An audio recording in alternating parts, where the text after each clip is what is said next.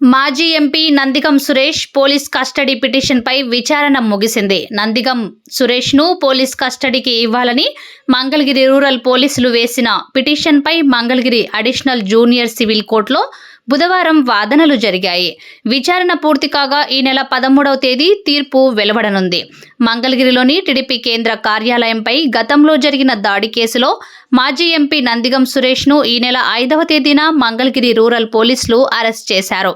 విచారణకు సహకరించకపోవడంతో నందిగం సురేష్ను విచారణ నిమిత్తం పోలీస్ కస్టడీకి 8 రోజులు ఇవ్వాలని మంగళగిరి కోర్టును రూరల్ పోలీసులు ఆశ్రయించారు.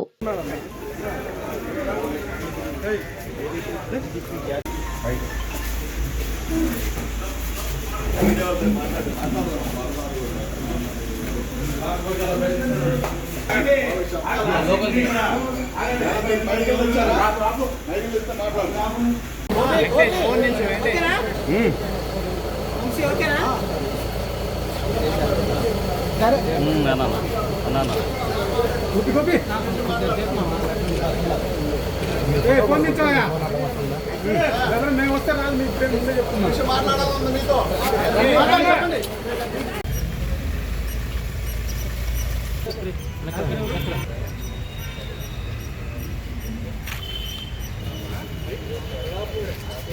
Police station